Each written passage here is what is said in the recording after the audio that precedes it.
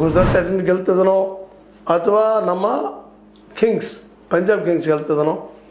ಇದೇ ಸಂದರ್ಭದಲ್ಲೇ ನಮ್ಮ ಸನ್ ರೈಸರ್ಸಲ್ಲಿ ಯಾವ್ದು ಗೆಲ್ಬೋದು, ನೈಟ್ ರೈಡರ್ಸಾ ಸನ್ ರೈಸರ್ಸಾ, ಇದು ಸಹಿತ ಇವತ್ತು ಬೆಟ್ಟಿಂಗ್ ಆಡೋರಿಗೆ ಒಂದು ದೊಡ್ಡ ರಸದೌತನ. ಯಾಕಂತಂದ್ರೆ ಈ ದೇಶದಲ್ಲಿ ಉದ್ಯೋಗ ಸೃಷ್ಟಿ ಆಗದೆ ಇದ್ದು ನಡೀತದೆ.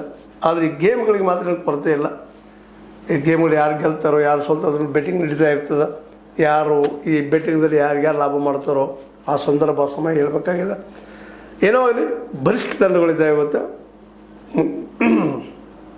ಮಧ್ಯಾಹ್ನ 3 ಮತ್ತು ಸಾಯಂಕಾಲ 7:30 ಎರಡೂ ಸಮಯದಲ್ಲಿ ಬಲಿಷ್ಠ ತಂಡ. ಆದರೆ ನೈಟ್ ರೈಡರ್ಸ್ ಇವತ್ತು ಮತ್ತೆ ಸೋಲ್ತದನ ಅನ್ನುವಂಥ ಚಿಂತೆ ಆಗ್ಯದ. ಬಟ್ ಅಲ್ಲಿಯೂ ಸಹಿತ ರಿವೋಲ್ಟಿಂಗ್ ಪ್ರತಿಭಟನೆ ಆಗುವಂಥ ಒಂದು ನೇಚರ್ ಅದ ರಹಾನೆ ಅವರಲ್ಲೇ.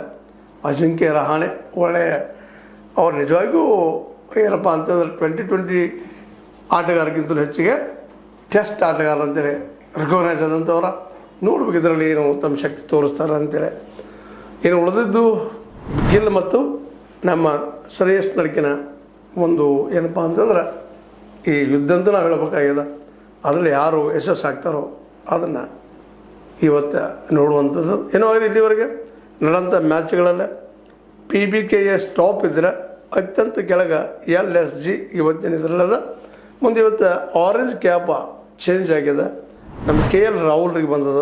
KL ರಾಹುಲ್ DC ಅವರಿಗೆ 433 ರನ್ ಹೊಡೆದಿದ್ದಾರೆ. ಮುಂದೆ ಬಾಲಿಂಗ್ದಲ್ಲಿ ಪರ್ಪಲ್ ಕ್ಯಾಪ್ದಲ್ಲೇ ಭುವನೇಶ್ವರ್ ಕುಮಾರ್